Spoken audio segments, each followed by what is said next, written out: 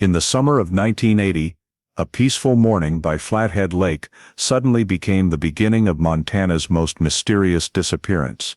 Martha Lynn Hollander, a retired elementary school teacher, a woman beloved by the entire town, left home in her silver Mercury and never returned.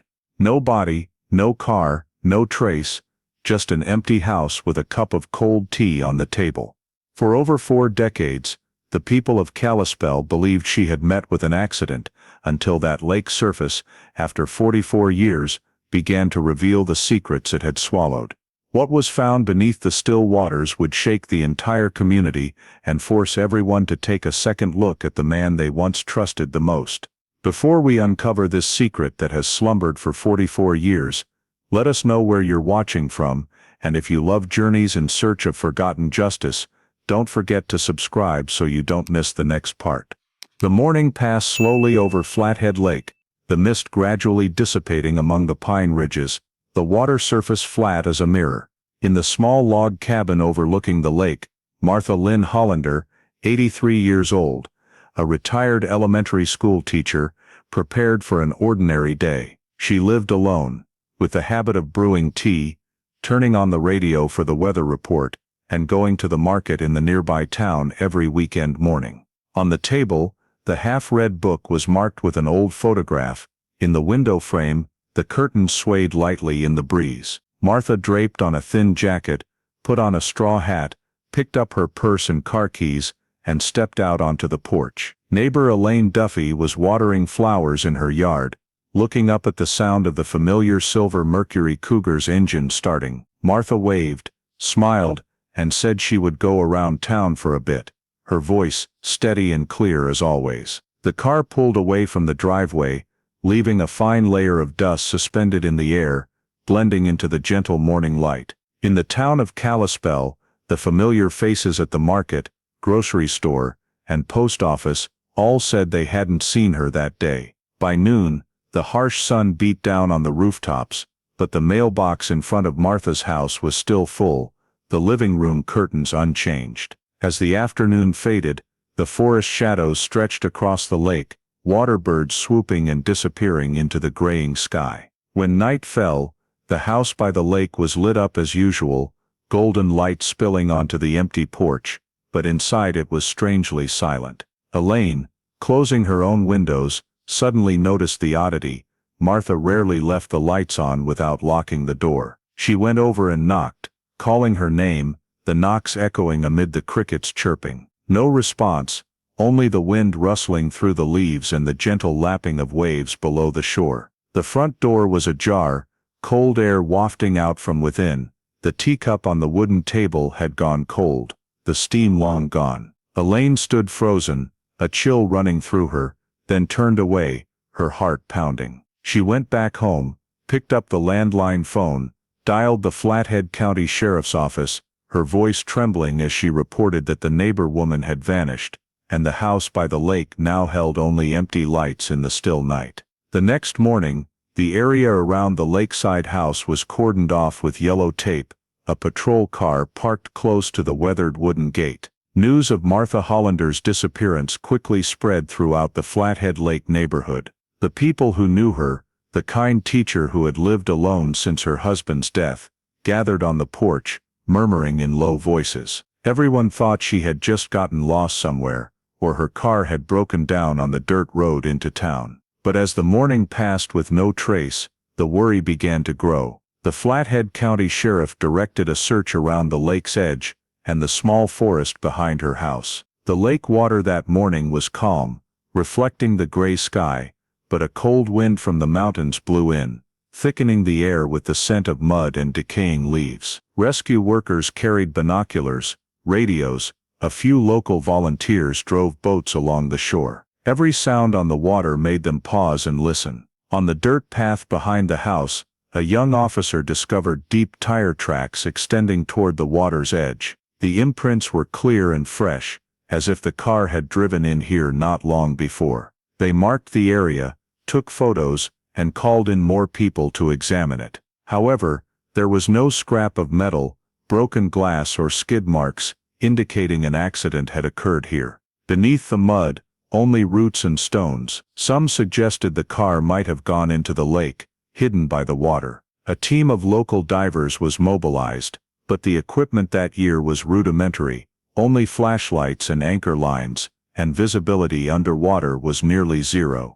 They dove for hours but found nothing but submerged logs and gravel. Flathead Lake was deep, cold, and constantly shifting currents. If the car had really fallen in, it could have been swept far away. By evening, the rescue vehicle's lights reflected on the water like faint streaks, while family and neighbors stood waiting in silence. Elaine Duffy, who had called the police, recounted the last time she saw Martha, still sharp-minded and chatting cheerfully. No one could believe she had vanished just like that after a few hours. Police took statements from dozens of people, from the grocery store owner to the post office clerk, but no one had seen her that day. No receipts, no transactions in her name. In the list of Martha's closest contacts, the name Harold Miller came up first. He was the handyman who worked for her all summer. A middle-aged man, 45 years old, living just a few blocks away. Harold was brought in for questioning. He said that on that day, around midday, he stopped by Martha's to collect the final payment for painting the fence. She paid him in cash. They chatted a bit about fixing the roof, then he left. Harold said that when he departed, she was still well, nothing unusual. He emphasized that he thought highly of her. She was like a second mother. Police noted the statement, finding no inconsistencies. Harold even volunteered for the search party, driving his old truck along the dirt roads, assisting the rescue teams. In the report log, police noted clearly, no other witnesses confirming the last time the victim was seen. The following day, the search expanded to the south side of the lake, where the terrain was steep and sparsely traveled. State police light aircraft flew sweeps over the area, but detected nothing beyond the blue-gray water and anchored boats. The local paper ran a brief story: Kalispell retired teacher vanishes mysteriously. Suspected fall into Flathead Lake. Public interest rose for a few days, then quickly faded without new developments. By the seventh day, the sheriff announced the suspension of the surface water search campaign, due to lack of evidence on the vehicle's location. He told the press that it was highly likely Martha had had an accident, the car skidding off the path into the lake, and sinking in an area too deep to locate. The victim's family didn't accept it, but had no other choice. That evening, as the final teams packed up equipment, a thin fog blanketed Flathead Lake, silent, as if swallowing all sounds. In the closing report, police noted succinctly, no signs of foul play, vehicle not located. Primary hypothesis, loss of control, fall into lake, and the disappearance of Martha Hollander, the kind woman of Kalispell town, ended in silence. After the official search campaign was suspended, Martha Hollander's small lakeside house was resealed, with only the yellow tape swaying in the wind. Police conducted a final sweep inside to rule out burglary or assault. The results left everyone puzzled. Everything was nearly intact. The front door showed no signs of forced entry, the lock unmarred, the living room rug clean with no foreign footprints. In the bedroom, the bedding was neatly folded, the closet organized. Purse, jewelry, a few small valuables remained in place. The old silverware box on the dresser was slightly open, still containing the items she often used. The desk drawer held bank statements, savings book, and property deeds, none missing. Everything stopped at the moment she stepped out the door that morning. No signs of haste, fear or struggle. The only things missing with her were the silver Mercury Cougar, her handbag, and driver's license. Police collected fingerprints, but found nothing else besides Martha's own. No unfamiliar shoe prints around the porch or tire tracks beyond the old impressions they had already examined. The internal report stated clearly, no evidence of forced entry, all valuables intact. Everything evoked a strange feeling, as if she had just gone somewhere for a bit, and hadn't had time to return. In the following weeks, Flathead County Police maintained patrols around the lake, but they knew hope was fading. The local dive team was asked to return to the suspected area, but weather conditions turned harsh. Heavy rains made the water murky, currents strong, and underwater visibility down to just a few inches. Experienced divers said searching beyond 30 feet in those conditions was impossible. They tried anchoring lines, dragging iron hooks along the bottom, but only pulled up trash, rotten logs and algae. The sonar equipment of the time was too basic to detect objects under the mud. If the car really sank there, one officer sighed, it'll lie quiet for decades without anyone knowing. Police tried expanding the investigation to other possibilities: getting lost, an accident on a forest road, or even being taken away by someone. They checked regional hospitals, reviewed reports of unidentified persons, but found nothing. No one had seen her anywhere, nor heard any car engine that day. A few locals said they had glimpsed a light-colored vehicle driving through the woods, but the timing didn't match, and the license plate was unclear. Every small scrap of information dissolved into the void of the file. When police returned to question Harold Miller further, he insisted he stuck to his original statement. He had only come for the payment, left her house at midday, and hadn't returned. Harold provided details that Martha seemed tired but still talked normally. He added that she wanted him to paint the back fence section next week, so she might have planned to go into town for paint. Police recorded the statement,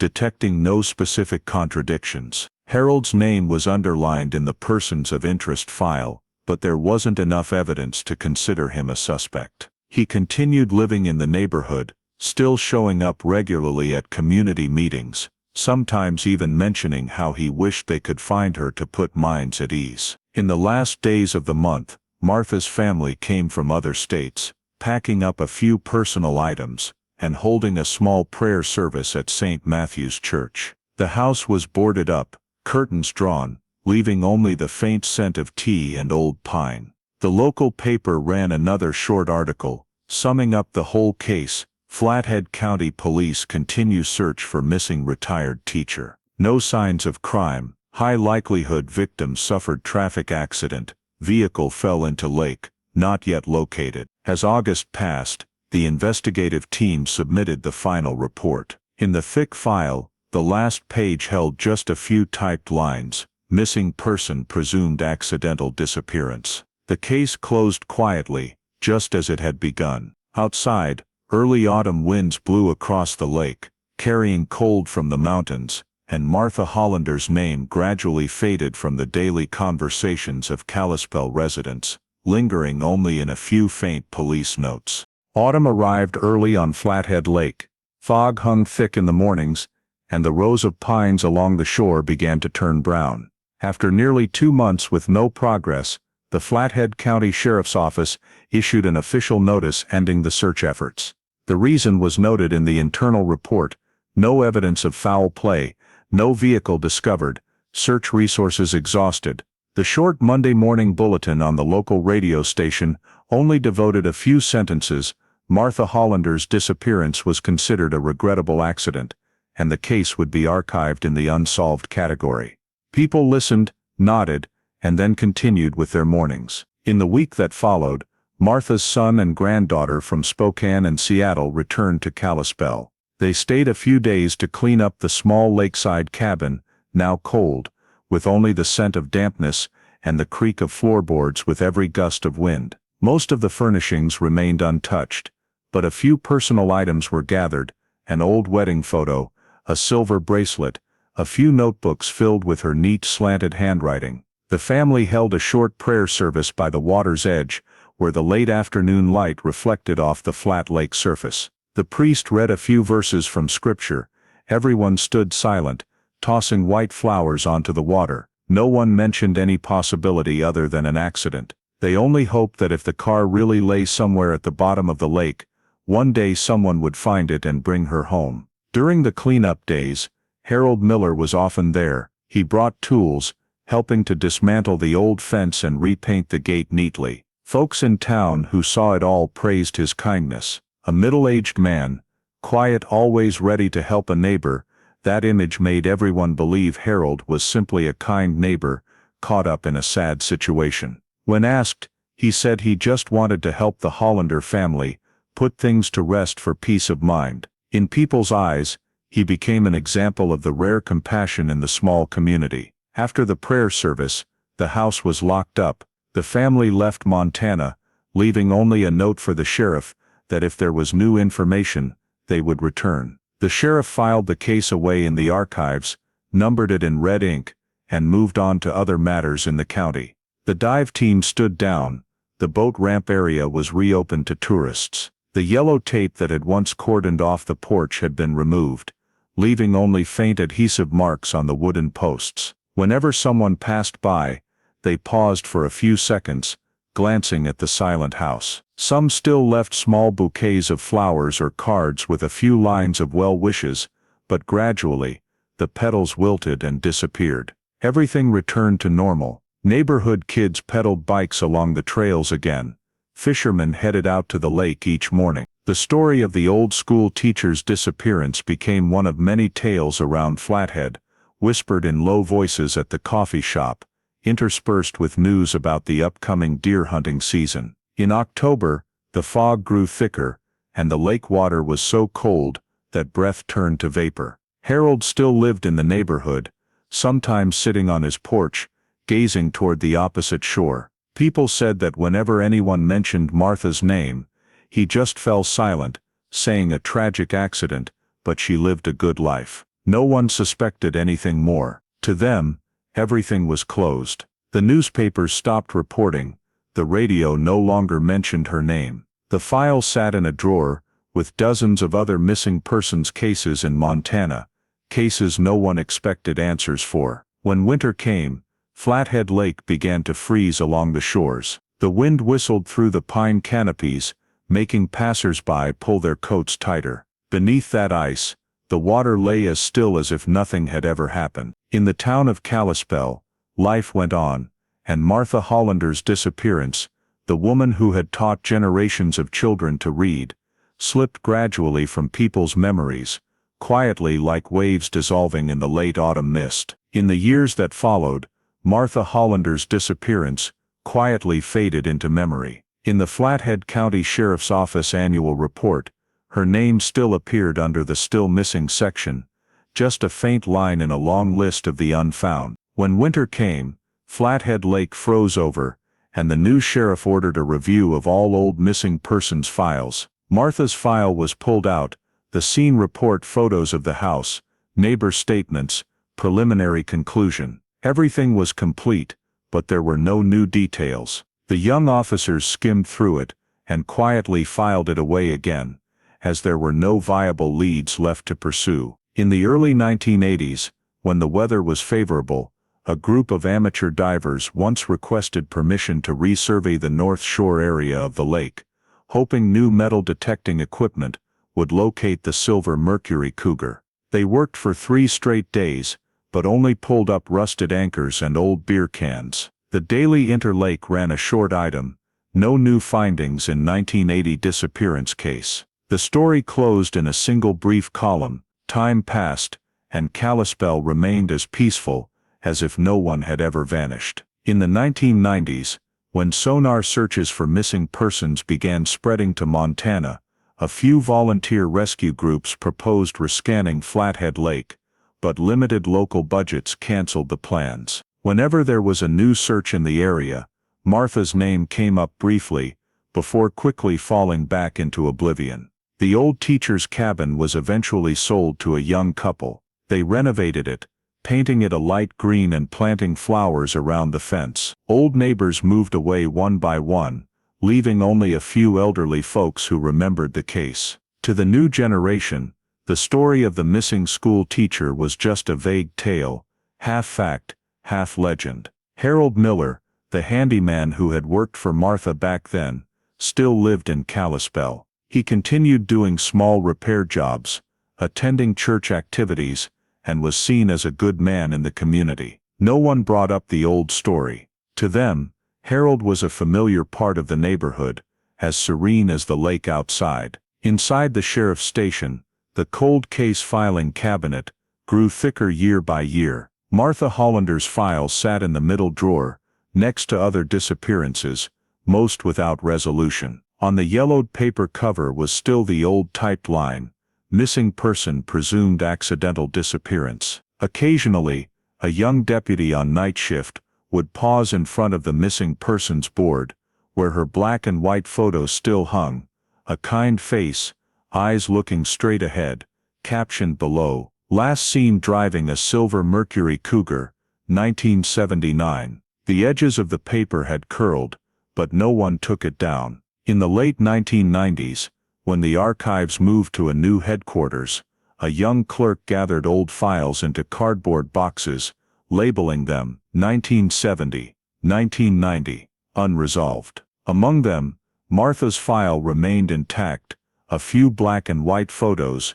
search diagrams, and old newspaper clippings. He placed the box on a shelf, where a thin layer of dust settled. Near the entrance, the missing persons board was replaced with a color printout, but her photo was kept, sandwiched between two other disappearances. Sunlight filtering through the window faded the ink gradually, just like the town of Kalispell's memory of the woman who had vanished by the lake. 44 years passed, and the town of Kalispell had changed. The dirt roads leading to Flathead Lake were now paved, coffee shops, craft stores, and resorts sprang up along the shore. Tourists came to take photos, kayak, rent cabins, with no one knowing this place had once been the scene of a mysterious disappearance. Martha Hollander's name, if it appeared at all, was only in old archives at City Hall, or in the dim memories of a few seniors. To most young residents, she was just a name attached to a story retold like folklore. The woman who disappeared by the lake. The cabin where she once lived now belonged to a family from Missoula. They repainted the walls, re-roofed it, and added a deck facing the water. No traces remained of the former owner, except for the old rosebush in front that still bloomed every spring. A few elderly neighbors in the area sometimes paused to look at the house, murmuring that they used to be Mrs. Hollander's place, then shaking their heads and moving on. To them, the 1980 disappearance was no longer a mystery needing answers, but part of the town's history, a sad story told in silence. Harold Miller, the handyman from back then, was now 88 years old. He lived alone in a small cabin on the south edge of the lake, not far from where the search had taken place that year. The house was moss-covered, the yard full of dry leaves, but always tidy. Neighbors said he still drove his old pickup to church every Sunday, still did odd jobs for those who needed help, despite his frail health. Everyone saw him as a kind, gentle man, tied to this town for life. When someone mentioned the old school teacher's disappearance, he just sighed softly, "Sad, but it's all in the past now." No one suspected or asked more. The Kalispell Sheriff's Station was now in a new, much more modern building than the one that had housed the 1980 files. The cold case cabinet was still there, but partially digitized. When staff entered data, they saw Martha Hollander in the list, marked unresolved, presumed accident. No one paid attention, no one reopened the dusty file. The old photo of her that had hung on the missing persons board was taken down, replaced by an electronic display showing newer cases. In recent years, the Kalispell community focused on tourism, sports, and summer events around Flathead Lake. Visitors saw the calm water, unaware that beneath it, a car had once vanished with a person. Locals shared cheerful stories with each other. Only occasionally, in gatherings of the elderly, someone would mention Martha's name again. They said maybe her car was still somewhere under the lake, buried in the mud. But their voices held no curiosity anymore, just a touch of sympathy for a single woman who had lived quietly and left without a farewell. On the lake's surface, motorboats trailed one after another in the June afternoon. Engine noise echoed off the cliffs, mingling with the rustle of wind through the pine forest. No one realized that just a few hundred yards from shore, deep under the cold water, that silver car from all those years ago still lay there, sunk in the mud, covered in green moss, wheels tilted as if asleep. After 44 years, silence still enveloped Flathead Lake, and Martha Hollander's disappearance, though never resolved, had become a story the whole town had learned to accept. A long-forgotten secret, sleeping with the waves. In May, when the snow fully melted on the Swan Range, Lake Flathead's surface turned clear again. Kalispell welcomed a group of volunteers from out of state, Western Search and Recovery, an organization specializing in underwater debris collection and assisting in missing persons searches. This 2-week project aimed to clean the northern lake area, where tourists often leave behind metal drums, tires, and rotted boat frames. To the local authorities, it was just an annual environmental activity, but to the professionals, it was also a chance to test the latest modern surveying technology. In the group was Jeremy Cohen, 36 years old, a diver and sonar technician from Oregon. He'd participated in many salvage and vehicle recovery operations for various police agencies. Jeremy was quiet, meticulous, always carefully noting down after each dive. When assigned to oversee the northern Flathead Lake area, he checked old hydrological maps, cross-referencing coordinates of the deepest points, where locals believed debris and metal often accumulated. On the first morning, the team set out on 2 small boats from the lakeside dock. The lake's surface shimmered silver in the light, a light breeze carrying cold air from the mountains. Jeremy operated the new sonar equipment, scanning long swaths of the lake bottom. The images on the screen were uneven bright streaks,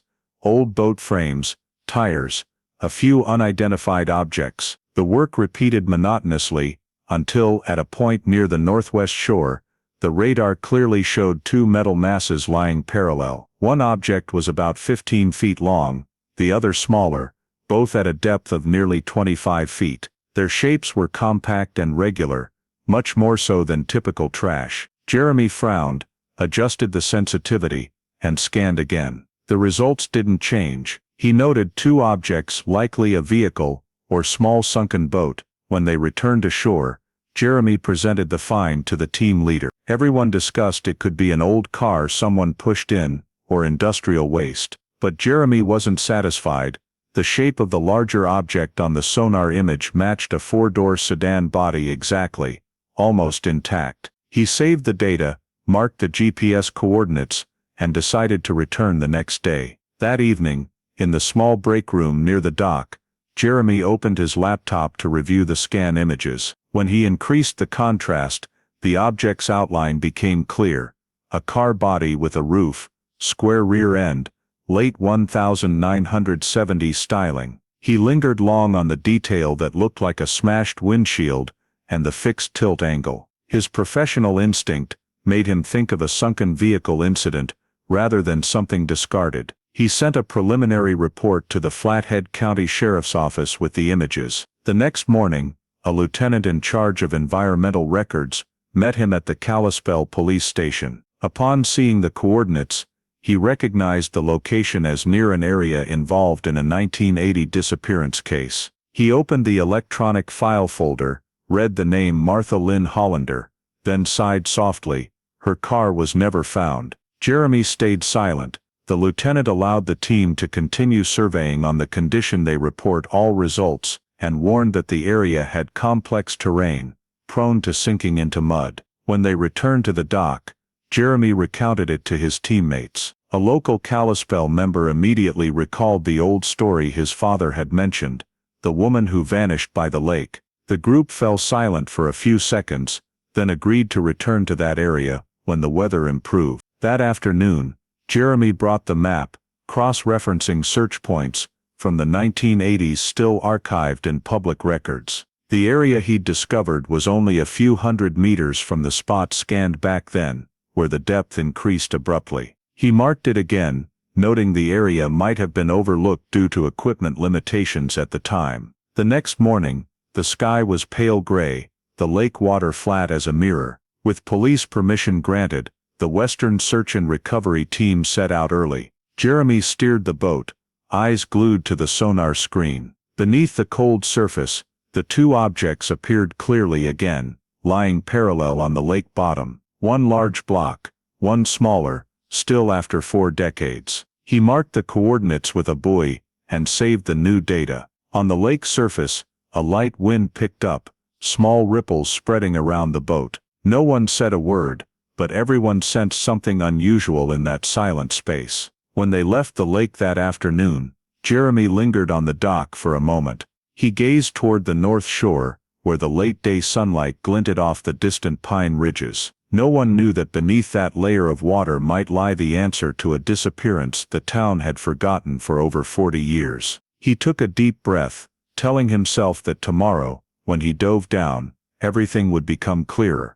Whatever the outcome, Lake Flathead was about to reveal what it had kept hidden for so long. 2 days later, as the sky just began to clear, the Western Search and Recovery Team returned to Lake Flathead. Early morning mist veiled the water's surface, the air cutting cold through the skin, even though it was early summer. A light breeze made small waves on the lake, sunlight reflecting in sparkling shards like a thin layer of glass. Jeremy Cohen, in his thick wetsuit, checked his air tank and the camera system mounted on his helmet. He'd prepared for this dive all night, reviewing all his notes and sonar images. The data didn't lie. Beneath that mud layer, there was definitely an intact metal mass, larger than anything they'd seen in the survey trip. The boat anchored right at the buoy, marked 2 days before. The sonar screen showed a clearer image as Jeremy adjusted the scan angle.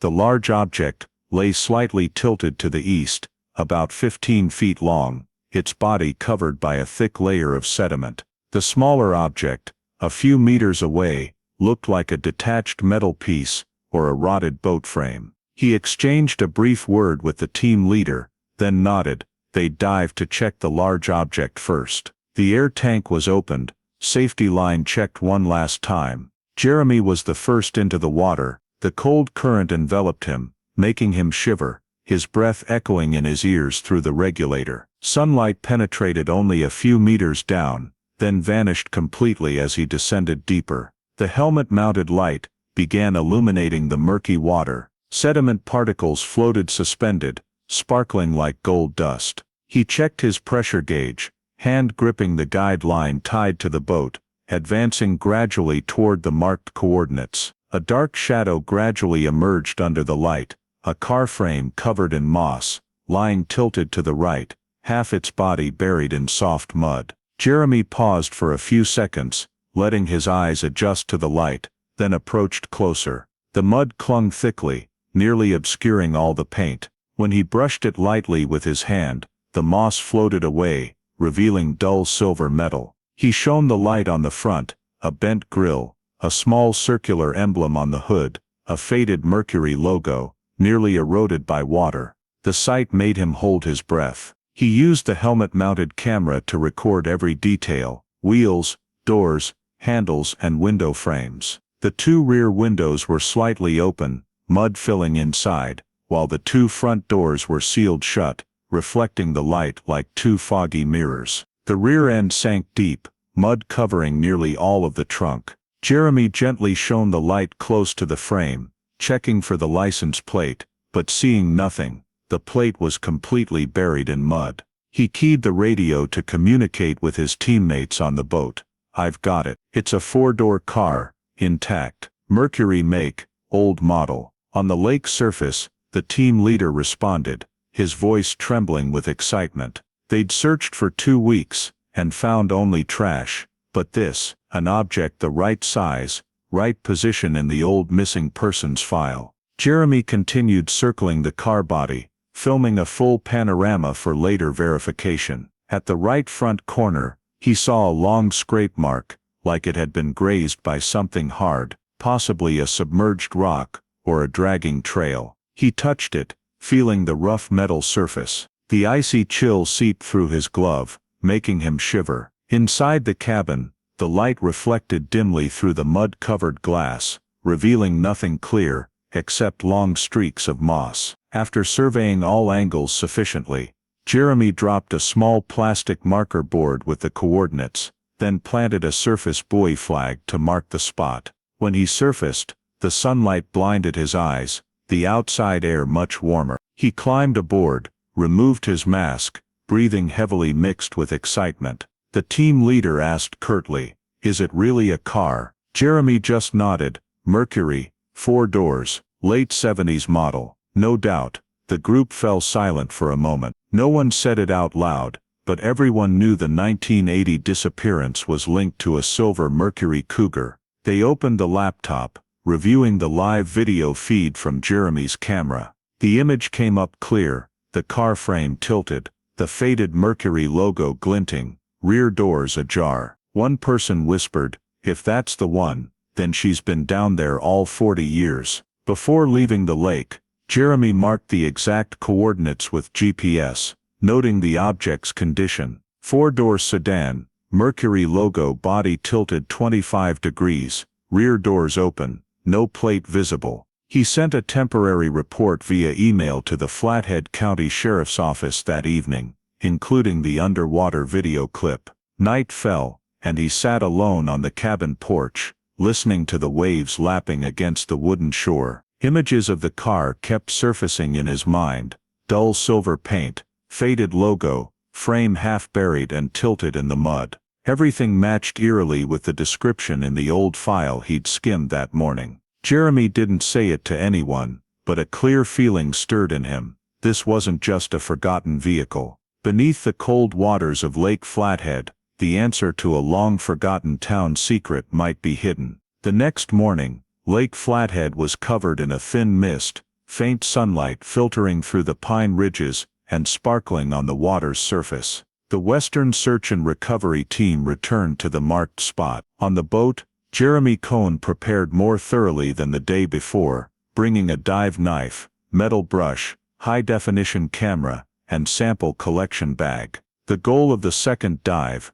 was to clearly identify the license plate, the one detail that could verify the car's identity. He'd reviewed the entire video from the previous day, memorizing every line of the frame. If it really was the 1979 silver Mercury Cougar, just seeing the plate would confirm it. Jeremy lowered himself into the water, the anchor line taut amid small waves. Beneath the cold surface, the flashlight beam sliced through the darkness like a knife blade. He followed the pre-planted guideline from yesterday, swimming slowly toward the tilted metal object on the lake bottom. A new thin layer of mud had settled, but the car frame was still visible. He circled to the rear, an area untouched the day before. Steady breaths echoed in his ears, bubbles rising above his head and dissolving. As he leaned close to the rear bumper, Jeremy saw a curved metal patch completely buried in mud. He brushed it lightly with his hand,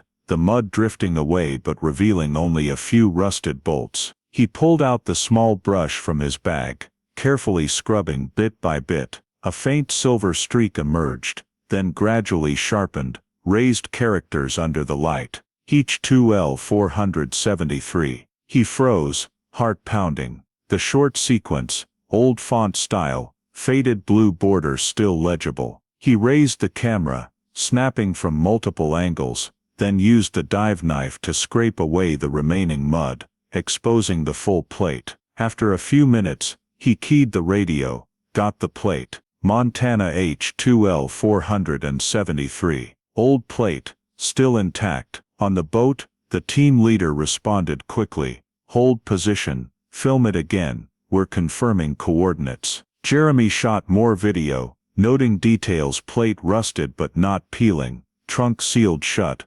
undercarriage with clear drag marks on the bottom. When finished, he tied on a plastic tag with the site code, then silently swam back to the surface. Aboard, everyone crowded around as he climbed up, face still wet. Jeremy removed his mask, set the camera on the metal table, and opened the screen for the group to review. The characters stood out under the light. Each 2L473. The air was deathly still. A team member born in Kalispell murmured, "That's the teacher's plate." Martha Hollander. He remembered the numbers clearly from a missing persons poster at the station when he was a kid. Jeremy said nothing, just bowed his head, fingers still trembling on the keyboard. That very afternoon, he sent the photos and video via official email to the Flathead County Sheriff's Office, with a detailed report.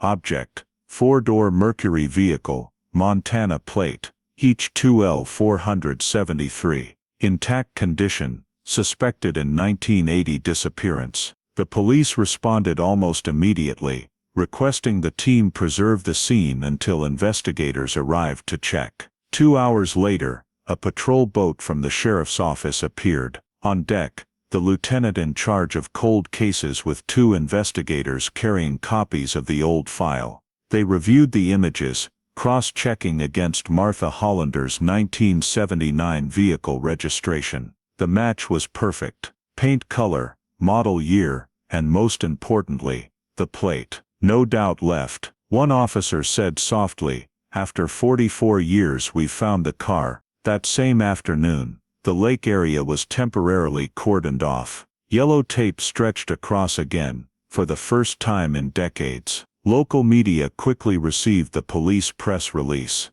Vehicle linked to 1980 disappearance of Martha Hollander discovered in Lake Flathead. Investigation underway. That evening, the 6 p.m. news on Kalispell local news opened with aerial footage of the lake marker buoys, a small boat amid the still waters. The reporter said in a solemn tone, "After more than 4 decades, the mystery surrounding retired teacher Martha Hollander's disappearance may finally be coming to light." Viewers watched, buzzing with discussion. Older folks in town recalled old memories, telling grandchildren about the case that had haunted Kalispell that year. As for Jeremy, that night, he sat back at the boat dock, watching the dark lake reflect the moonlight. He heard distant frog croaks, felt the cold wind through his jacket. In his heart was a strange feeling, half excitement, half heaviness. He knew this discovery didn't just close a disappearance, it opened a whole new chapter, where old questions would return. At the bottom of Lake Flathead,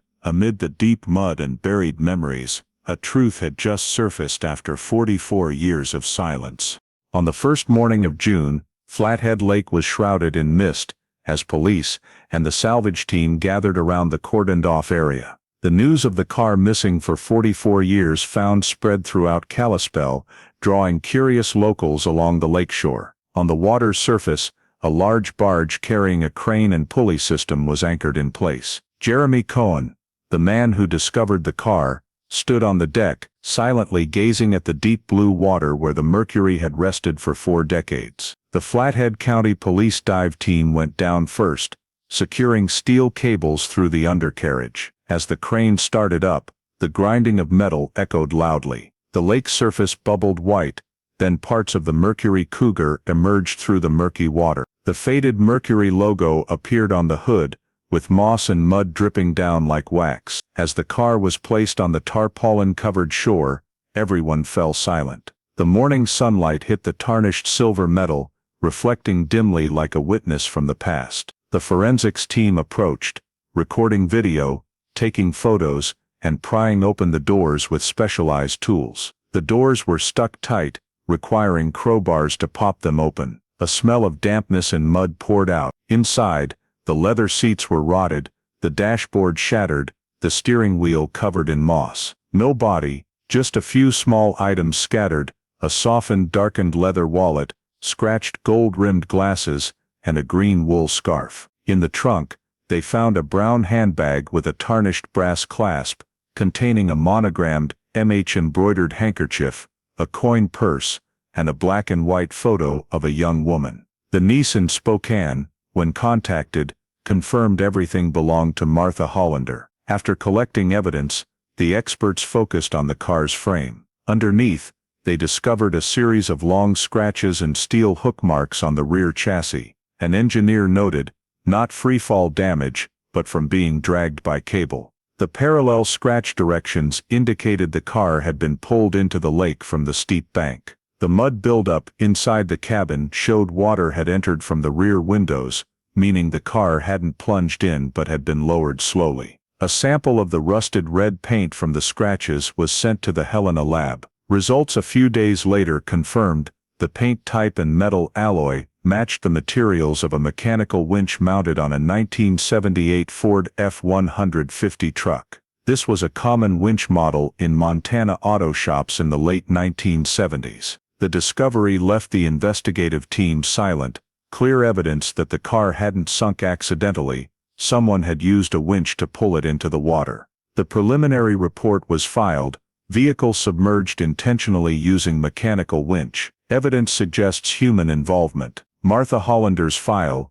after more than 40 years, was officially moved from accidental disappearance to suspicious death investigation. The next day, an image of the moss-covered Mercury being pulled up appeared on the front page of the Daily Interlake. Car found after 44 years, possible foul play in Hollander case. Kalispell residents buzzed with talk. Older folks recalled knowing Mrs. Hollander, the teacher, and that handyman, Harold Miller, was the last person to see her. More than a few shook their heads.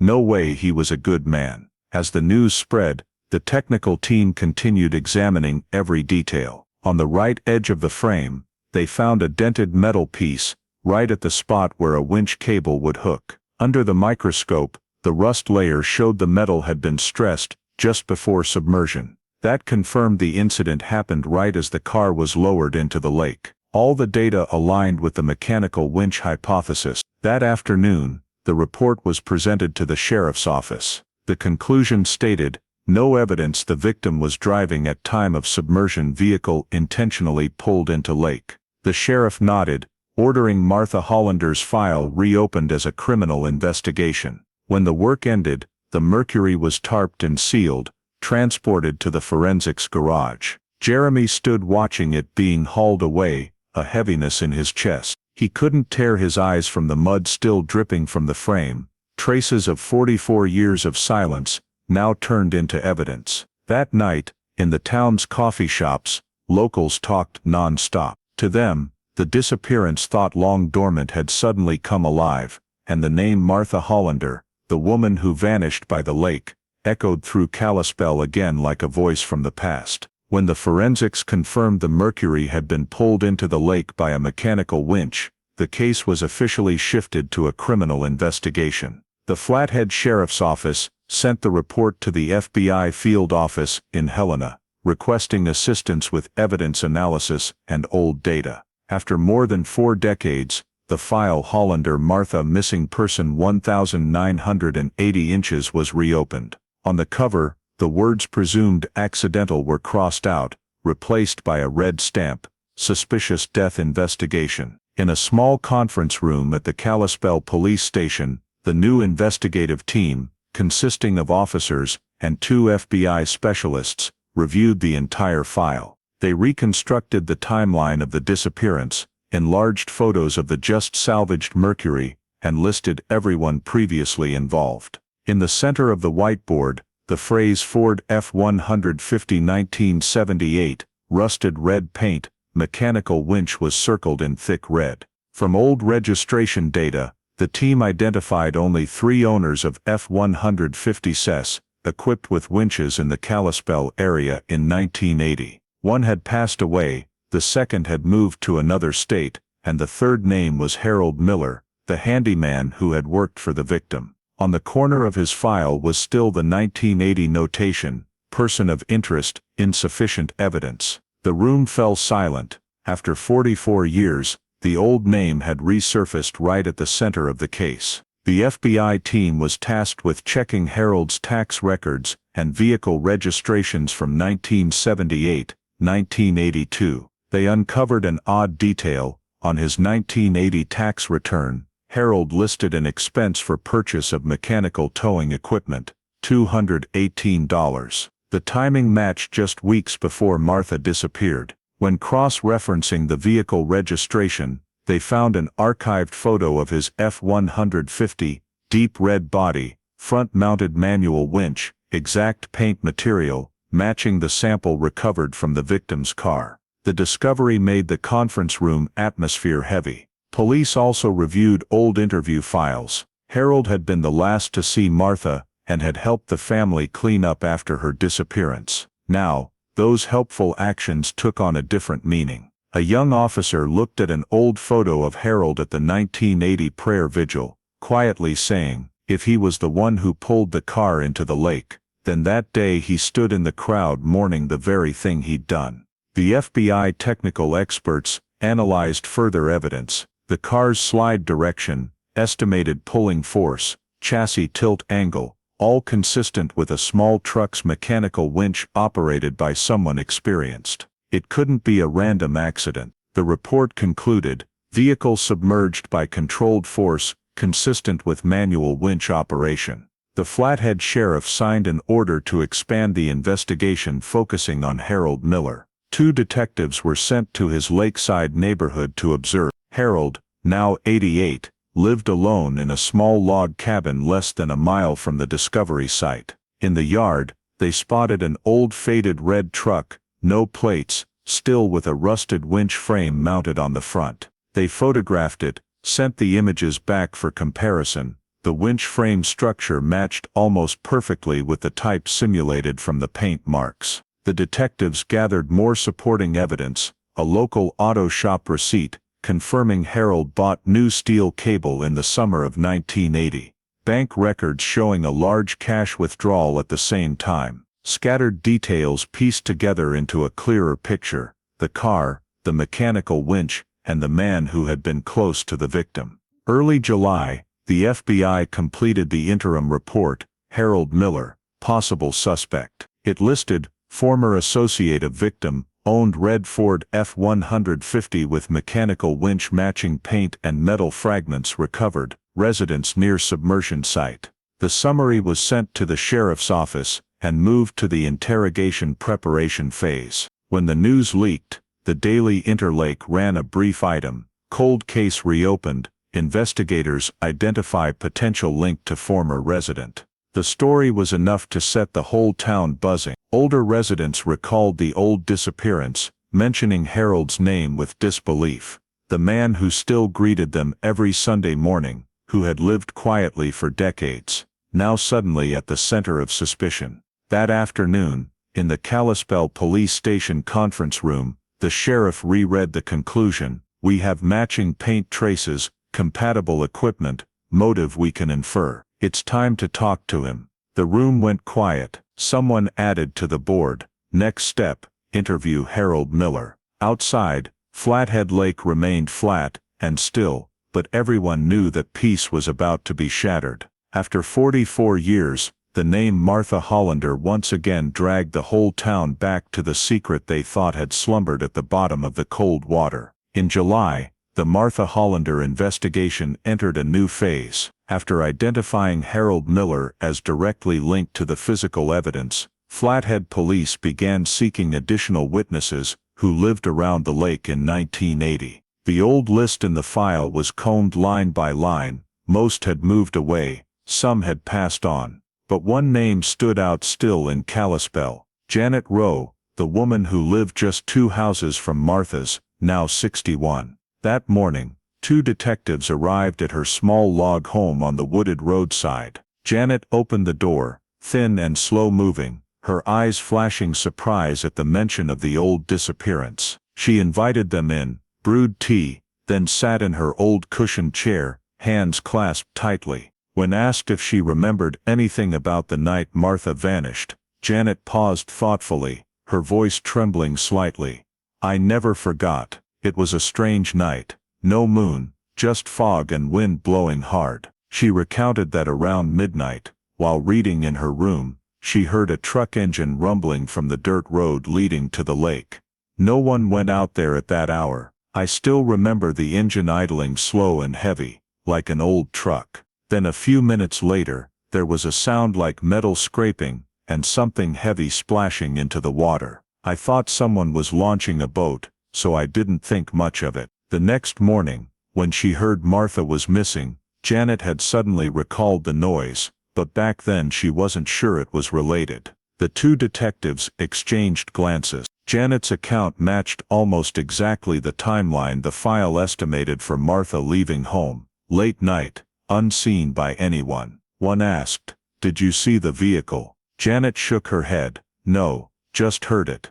The sound echoed from the South Shore direction, where you found the car later, right?" The question hung the room in silence for a few seconds. When the interview ended, Janet pulled an old photo from a drawer. It showed the 1980 neighborhood group at the prayer vigil for Martha, with Harold Miller in the front row, holding a candle. She said softly, He was the most eager one back then. Kept urging everyone to search along the lakeshore. And I never forgot that truck noise that night. That afternoon, police visited another witness, Bill Harris, 74, a retired patrol officer who had joined the 1980 search team. He lived on the outskirts of Kalispell, still keeping a few photos from the scene back then.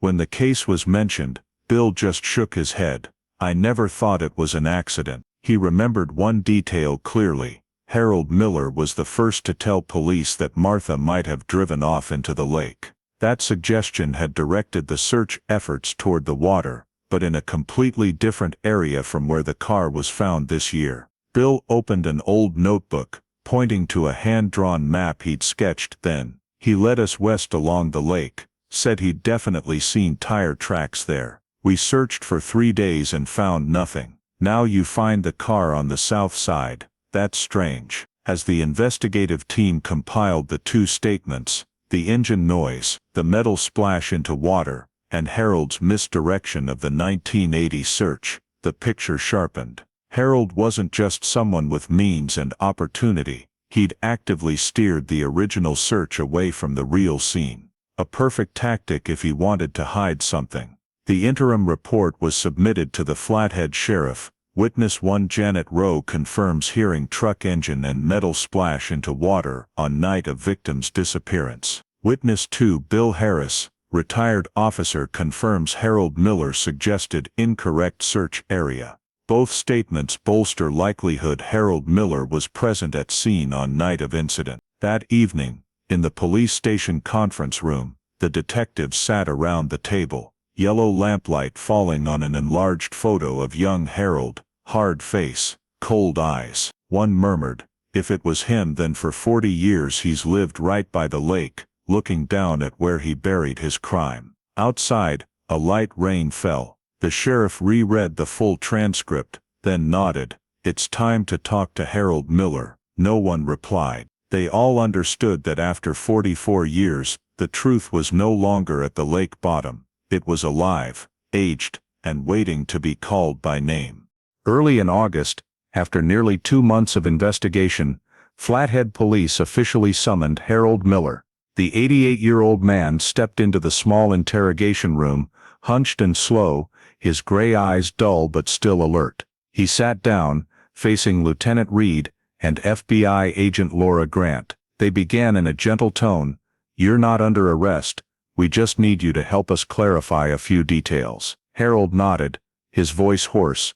"I have nothing to hide." Reed asked basic questions about his relationship with Martha Hollander, the last time he saw her. Harold answered clearly, "I worked for her for many years, fixing fences, roofs. That day, I just went to pick up my pay and left. I told the police about this 40 years ago." He was calm, almost reciting it by heart. Grant opened the file folder and placed a photo of the Mercury Cougar that had just been pulled from the lake. "Do you recognize this car?" Harold glanced at it and shook his head. "Not sure. All cars look the same." When she mentioned the license plate H2L473, he just sighed. "I know about that. Poor woman." Reed shifted direction. "We found the car was pulled into the lake using a mechanical winch. You used to own a 1978 Ford F-150 with a winch attached, right?" Harold nodded, then said quickly, "I sold it a long time ago, probably 30 years. I don't know where it is now." He smiled wearily. Grant pulled out a few other photos, registration photos from 1980, and a picture of the old truck, still sitting in his yard, with the rusted winch frame in front. "You say you sold it, but this one's still in your yard, isn't it?" Harold paused briefly. "I just kept the frame.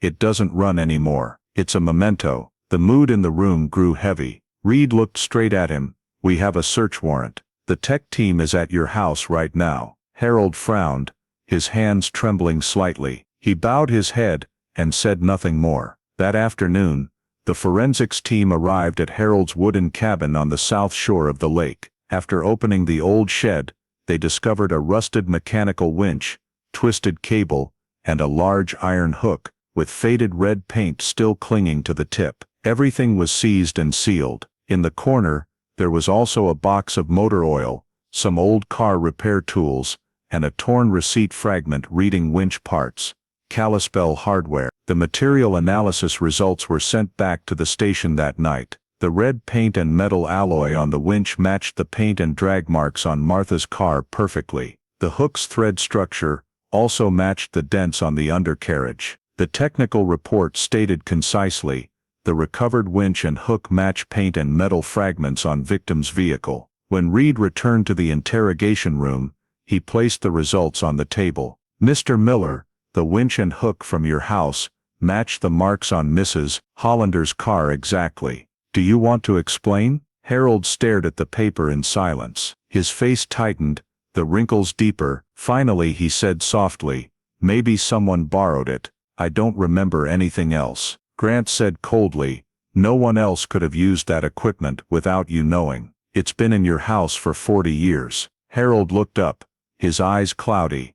I didn't pull that car. I didn't kill anyone. But his voice shook, and the words sounded more like self-reassurance than a declaration. When Harold was allowed to go home, the police had enough reason to consider him the prime suspect. In his yard, the old truck was cordoned off, the mechanical winch disassembled. The press quickly reported, mechanical evidence links Harold Miller to Hollander cold case. People in Kalispell were talking everywhere. No one could believe the kindly old man was connected to the case that had haunted the town for 40 years. That evening, Reed and Grant returned, bringing a second summons. Harold opened the door, his face weary, the light reflecting in his sunken eyes. Reed said softly, we need you to cooperate more. Harold stood silently, looking out at the dark lake, his voice hoarse. You found the car, found the winch, you'll find everything soon enough. The vague statement made both investigators glance at each other.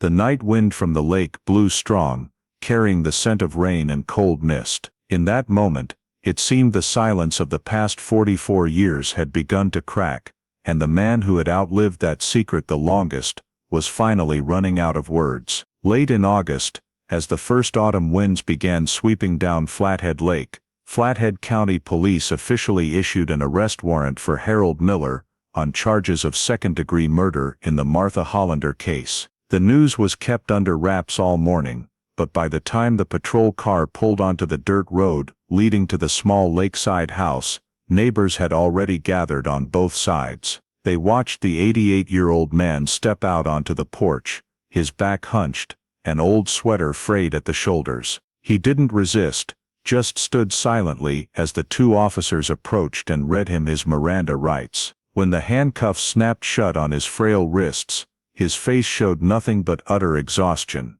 The police car drove away from the small slope, moving slowly between rows of old pines. The car window reflected the silvery gray light of the lake, once the scene of the disappearance. Some neighbors stood still, others whispered in disbelief. Mr. Harold, the man who helped search for Mrs. Martha, how could he be the... To them, Harold had always been the kind one, the guy who fixed the church roof for free, the first volunteer at storm relief efforts. That image now shattered in a single morning. At the Kalispell police station, he was taken to the final interview room before transfer to Flathead County Jail. The press was there early, cameras following his every step as he was escorted down the hallway. Amid the shutter clicks and rapid questions, Harold kept his head down, lips pressed tight. When a reporter shouted, "Did you kill Mrs. Martha Hollander?" he paused, looked up for a second, his cloudy eyes staring straight into the lens, then slowly shook his head, saying nothing. The Flathead County Sheriff held a brief press conference that afternoon. In front of the microphones, he read the official statement, based on physical evidence, witness statements, and forensic results.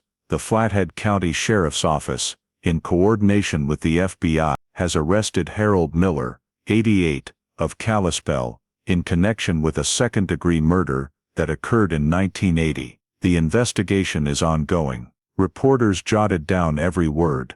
The first headlines appeared that evening: "Arrest in 1980 Missing Case Shocks Community." The news spread across Montana and into neighboring states. Local TV stations replayed footage of the Mercury cougar being pulled from the lake, interspersed with short clips of Harold being handcuffed and led away. The reporter said in a somber tone, "The man once seen as a search hero is now the prime suspect." In Kalispell, the community fell into a state of half shock, half silence. At the lakeside coffee shop, elderly folks sat by the window, gazing out at the water sparkling in the afternoon sun. They recalled old memories, when Harold was the first to help clean up Martha's house after her disappearance. "We trusted him," one said softly. "Who would have thought?" Others countered, "He lived too close to the lake. All those years, no one else suspected. Maybe he was hiding something after all." The news and rumors spread faster than the wind. Harold's house was immediately sealed off. Yellow tape stretched across the gate, forensics vans parked in the yard. Police seized more old mechanical items, paint chips, cable fibers, and a few pages of a notebook with scrawled handwriting. Among them was a single note that caught the investigators' attention. "All cleaned up, no traces left, no date," but the ink was so faded, it was hard to read. The next day, the Daily Interlake ran a long editorial titled, "Justice Comes Late to Flathead Lake." It opened, "A man once seen as a model of kindness, now faces the gravest charge. But sometimes, justice only arrives when everything seems too late." When he was led into court for the detention hearing, Harold remained silent. He sat between two officers, eyes downcast. In the small courtroom, a few locals attended, some in tears, others looking at him with cold stares. The sheriff stepped out of the courtroom and quietly told the press, "No one's happy about this, but the truth had been at the bottom of the lake too long." That evening, Montana TV aired a special report. The opening shot was Flathead Lake, the flat water, moonlight scattered like silver. The anchor concluded in an even tone, "After 44 years, Martha Hollander's disappearance is no longer a mystery. The man who once helped search for her now faces justice." Kalispell has never felt a shock this deep. At the lake's edge, where Harold's wooden cabin now stood sealed, the wind rustled through the pines. Under the moonlight, everything was still quiet, but for the people of Kalispell, that peace had shattered. They knew the killer they'd searched for over 44 years had really been among them all along, greeting them each morning, living ordinarily in this small town. In September 2024, after 2 weeks in custody, Harold Miller agreed to confess during an official interrogation attended by his attorney and 2 federal investigators. The Flathead County Sheriff's Office interview room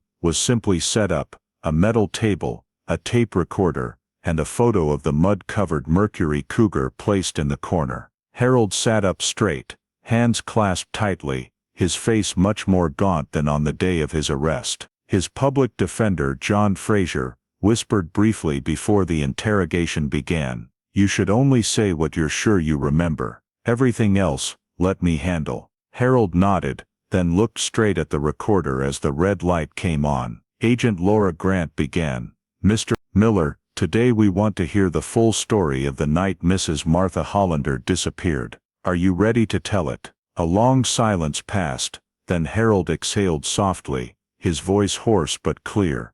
40-some years, I don't even know why I kept quiet so long." He paused a beat, looking down at his trembling hands. "That day, I went to her house in the afternoon to get the rest of my pay. She said I was slow, docked my money. I got mad, we argued back and forth. I didn't mean to hit her, I just grabbed her arm when she tried to step off the porch. She slipped, fell, and hit her head on the stone bench edge. I panicked. She lay still, blood on her temple but still breathing. I thought if I called the police, they'd say I hurt her." Grant asked, "What did you do then?" Harold swallowed hard. "I dragged her inside, put her on the couch. I sat there a long time, trying to figure out what to do. I just wanted it all to go away. Then I saw her car keys on the table." He fell silent for a long while, then continued, "I drove her car out back down the dirt path to the lake shore. I still remember how loud the engine was. I didn't know what I was doing. When I got right to the water's edge, I stopped, got the winch cable from my truck, hooked it to her car's front frame, and let the car slide down the slope. I cranked the winch to lower it slowly. When the tires hit the water, I unhooked the cable, watched it sink bit by bit. I thought it would look like an accident. I just wanted people to believe she lost control. The room went quiet, only the sound of scribbling pens. Grant pressed, "Are you sure she was still alive when the car was pulled in?" Harold bowed his head. "I don't know. Maybe she was still breathing. I didn't check again." At that he trembled, his voice choking. "I thought if the car sank, people would stop looking. I was wrong. I know I did something terrible, but I didn't mean to kill her." Lieutenant Reed interjected, "What did you do with the winch afterward?" Harold replied, "I took it home, cleaned off the mud and stored it in the shed. I meant to throw it away but couldn't, thinking if it was missing, people would get suspicious. I just kept it like that for decades." Grant asked further, "Why didn't you turn yourself in?" Harold gave a faint smile. "At first I thought I would, but year after year went by, and no one asked anymore. People saw me as the good guy, the one helping search for her. I was afraid if I spoke up, they wouldn't forgive me. I just lived with that fear." When the interrogation ended, Attorney Fraser requested a break to speak privately with his client. In the next room, Fraser said bluntly, "With this confession and the evidence we have, second-degree murder is almost certain. The only way to reduce the sentence is to plead guilty to manslaughter and obstruction of justice. You won't go to a jury trial, you'll just get a determinate prison term." Harold stared at the wall for a moment, then nodded faintly. "I'm old, I've got nothing left to lose. I just hope people know I didn't mean to kill her." That afternoon, police issued a brief statement to the press. Suspect Harold Miller has admitted responsibility in connection with the 1980 incident. The investigation moves to the prosecution phase. The news spread fast. On local TV, the anchor read excerpts of the confession. He said, "I just wanted it all to go away." In Kalispell's coffee shops, everyone listened in silence, unsure whether to be angry or pitying. In the detention center, Harold was moved to a private cell due to his frail health. He hardly spoke, just sat by the window looking out at the distant fog-shrouded mountains. A guard later said, he often mumbled, "She didn't deserve to die like that." When Attorney Fraser brought the final paperwork to sign, Harold asked, "Do people still remember her?" Fraser paused, then replied, "Now they do." The plea deal was submitted to Flathead County Court at the end of September. Harold officially pled guilty to 2 counts, manslaughter and obstruction of justice. The recommended sentence, up to 25 years in prison, potentially reduced due to age and cooperation. As he signed the document, Harold said softly, 44 years finally. I can stop." Outside, Flathead Lake lay quiet in the autumn afternoon, the wind rippling small waves. On the water's surface, sunlight glinted like shards of broken glass, reflecting a long overdue truth just pulled from the depths, along with the confession of the man who had lived beside it his whole life. In October 2024, Flathead Lake was shrouded in thick fog, cold and still. Following Harold Miller's confession, Flathead police along with the FBI's special dive team returned to the area where the Mercury was found to search for the remaining parts of Martha Hollander's body. Harold said he didn't remember the exact location where the car sank, only near the southern Pine Row. Investigators expanded the search radius by an additional 200 meters, scanning the entire lake bed with sonar. On the morning of October 6th, the water surface was flat as glass. At a depth of more than 20 meters, the underwater camera captured a thin metal frame half buried in the mud. As the divers approached, they realized it was a car seat detached from the body, with a round, ivory-colored object underneath. After a few motions to clear the mud, the shape of a human skull fragment emerged. The entire scene was filmed and collected using underwater forensic techniques, then brought ashore in specialized bags. Preliminary examination results in Helena confirmed the bones belonged to a female, over 70 years old, matching Martha's description. The intact teeth matched the 1979 dental records. Police contacted Martha's niece, the only surviving relative, to obtain a DNA sample for comparison. A week later, the results came back 100% match with the Hollander lineage.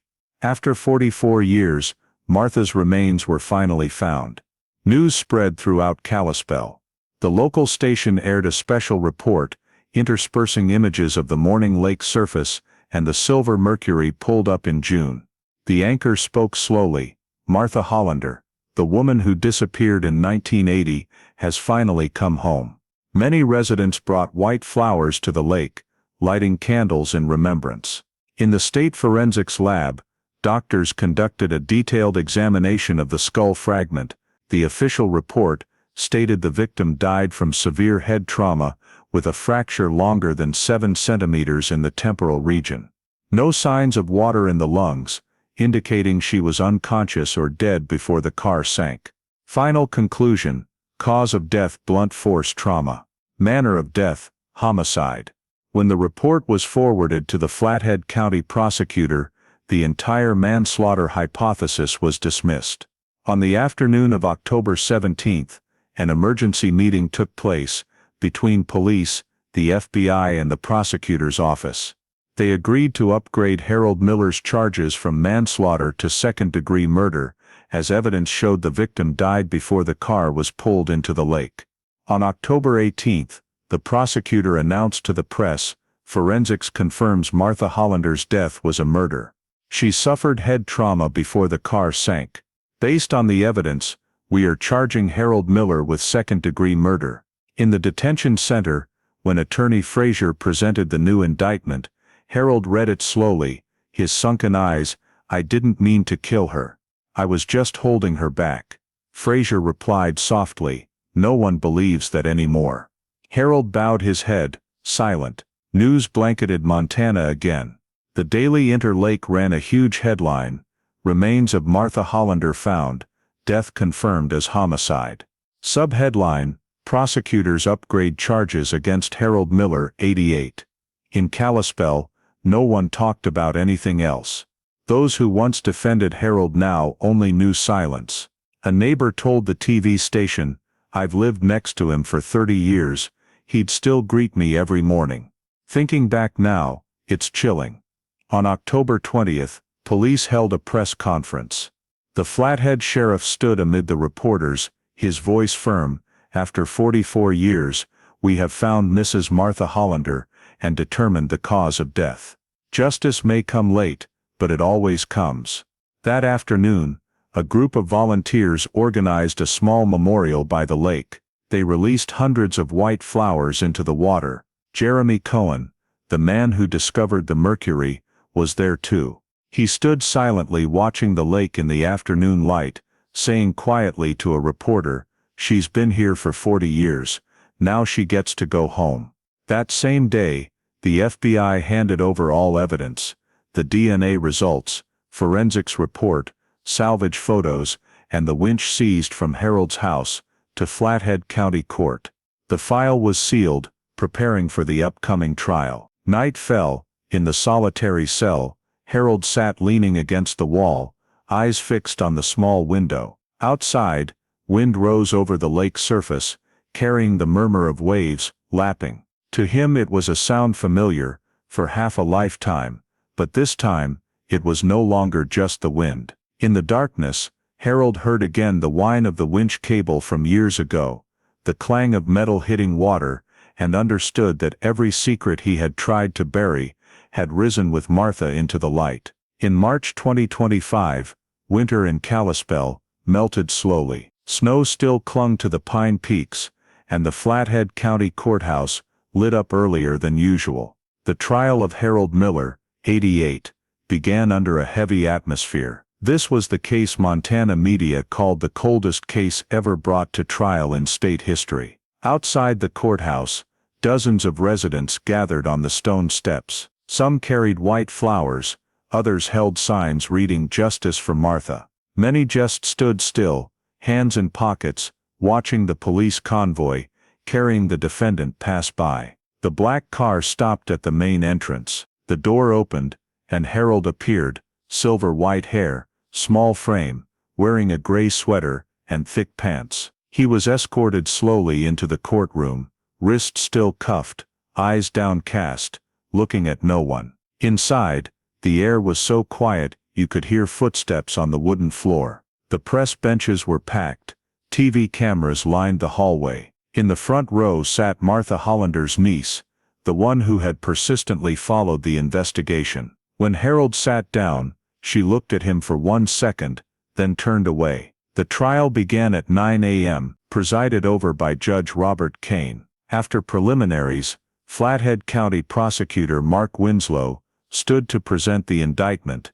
The defendant Harold Miller is charged with second-degree murder under Section 45-5103 of the Montana Criminal Code.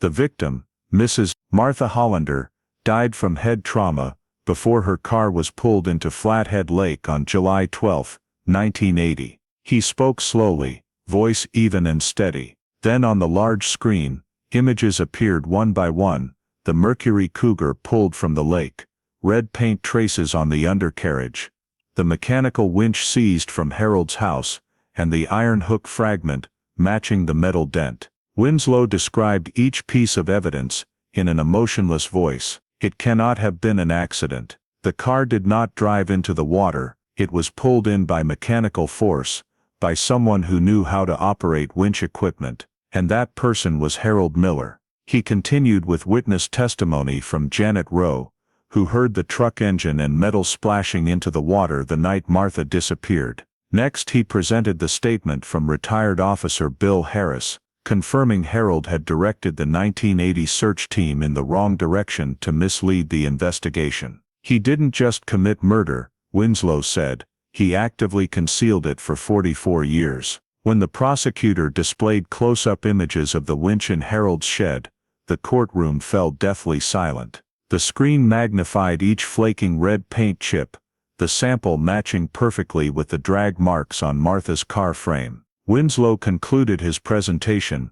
The defendant had motive, opportunity, and means. He was angry over a wage dispute, struck the victim, then staged the scene. 44 years of silence cannot erase the crime committed. Defense attorney John Frazier, who had represented Harold pro bono from the start of the case, stood when the judge nodded permission. He opened in a calm, low voice, "Your Honor, my client is not a murderer. He is an old mechanic who made a terrible mistake in a moment of panic. An accident happened, and he lacked the courage to face it.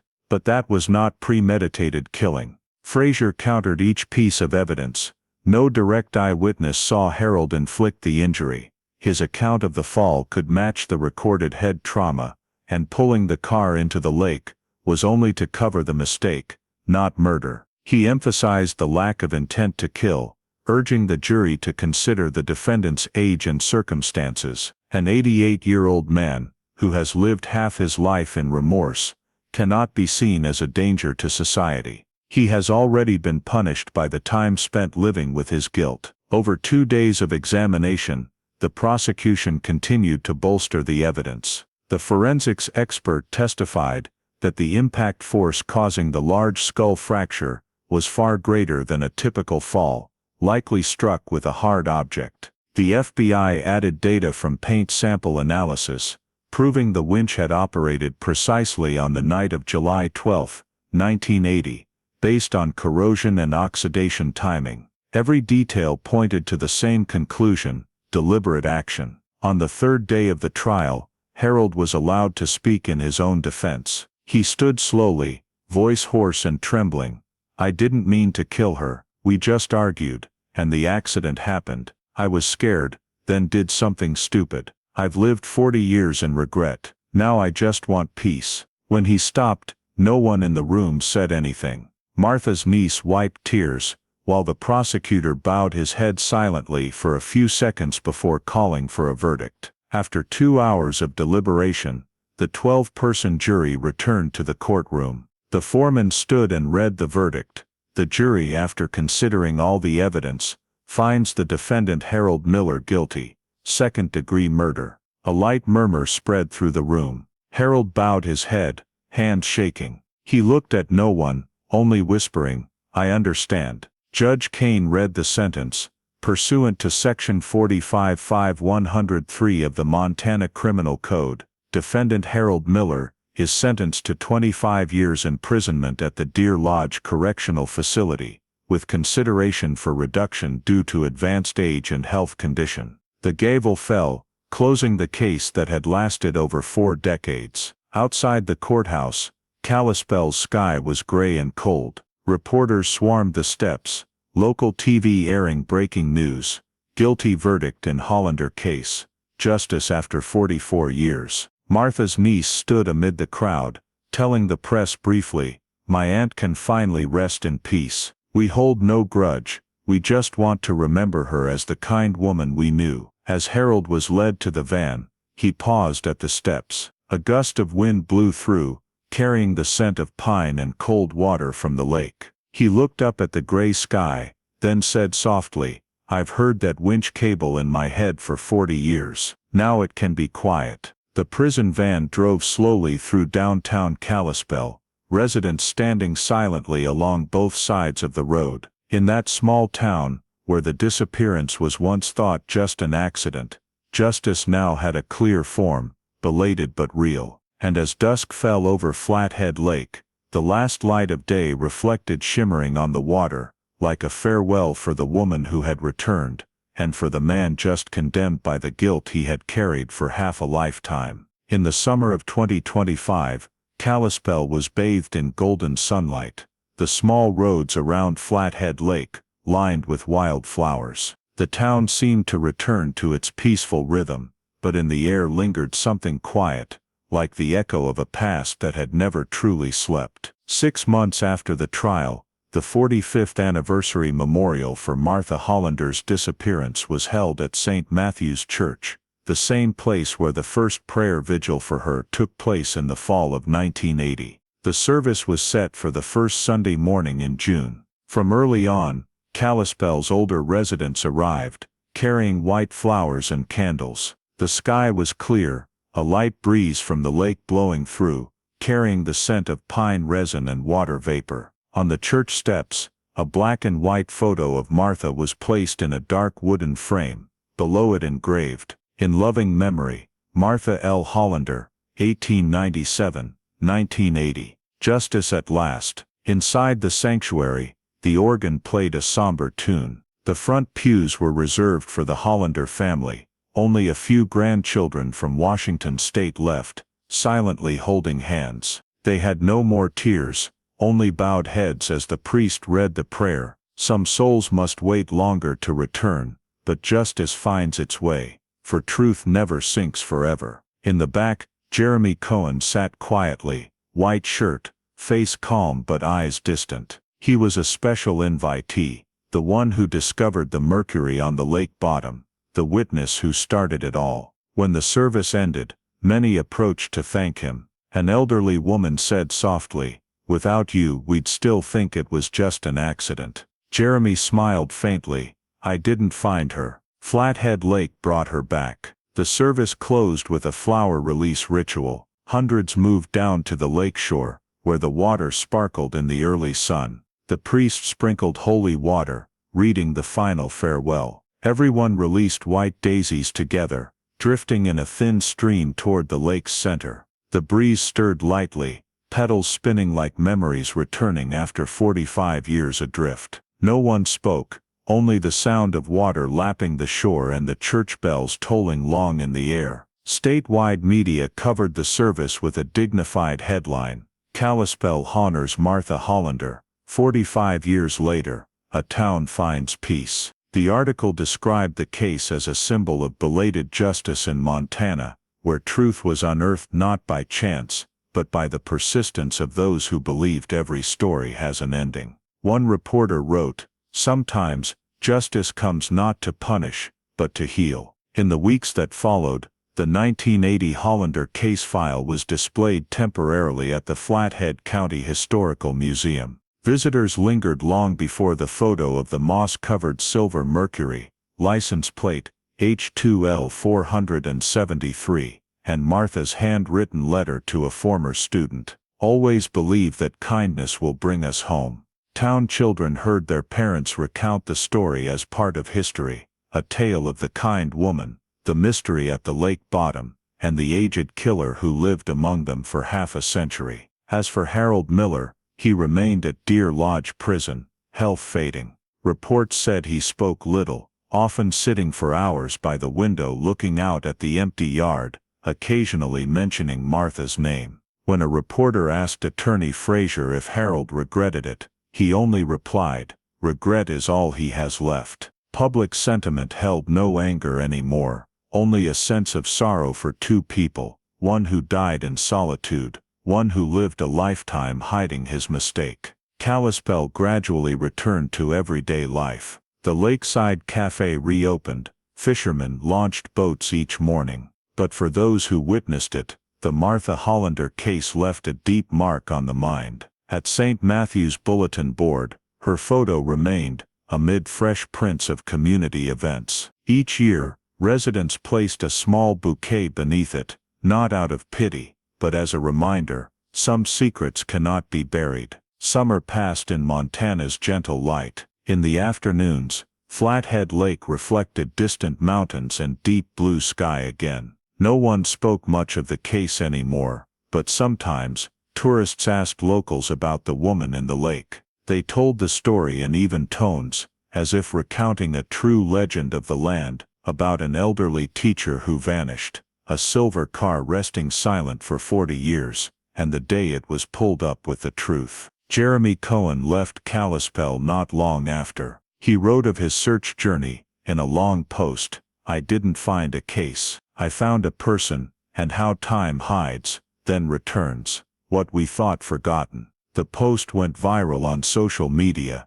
quoted in major papers. People everywhere saw Martha Hollander's case as proof that justice, however delayed, can triumph over silence. When fall arrived, Kalispell returned to its inherent quiet. Flathead Lake remained serene as if it had never held any secrets. But for those who lived there, Martha Hollander's name became part of the town, like a fragile light in collective memory. On Montana's map, Flathead was still just a small dot, but it would be remembered for another reason: the place where justice was found at the lake bottom, and where a woman was brought home after 45 years of waiting. In the end, life went on, children to school, boats to sea, waves lapping the sandy shore. But each sunset, as the sun reflected on the lake like 1,000 shards of broken glass, Kalispell residents remembered Martha Hollander, not as a victim of a case, but as an indelible memory of a small town that learned sometimes truth must pass through half a lifetime before it can rise above the water. In today's American life, where communities rely on each other and technology permeates every street corner, the story of Martha Lynn Hollander reminds us of 3 very specific things to do differently. First, don't normalize the abnormal. A cup of cold tea, a slightly open door, the silver Mercury cougar not returning. Those small signs that Elaine Duffy noticed should trigger the reflex for elderly safety checks, wellness checks. Call 911 early and report every strange sound or phenomenon, like Janet Rowe heard at night, engine noise, metal falling into the water. Second, don't idolize people while overlooking facts. Harold Miller was once a search hero, but the tragedy began with an escalating wage dispute. In reality, every family conflict, money, ego, needs to be de-escalated with de-escalation skills, neutral witnesses, clear contracts, documents, instead of letting ego decide and then having to cover it up with a mechanical winch. Third, modern justice is the intersection of technology and citizens. Western search and recovery uses sonar, while police use paint metal forensics and DNA to reopen files. At the personal level, we can keep digital records, license plates, vehicle documents, photos, use doorbell cameras, participate, donate to volunteer search groups, support cold case budgets. When St. Matthew's Church rings bells commemorating 45 years, Kalispell understands that justice delayed is still justice served. Remember, report promptly, keep evidence, demand transparency.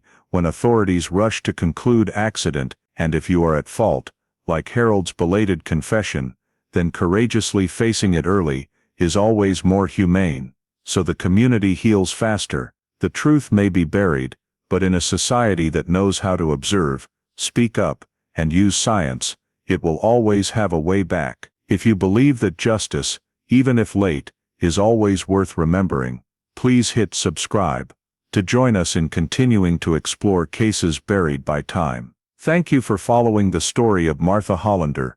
See you in the next video, where another American mystery will be unveiled.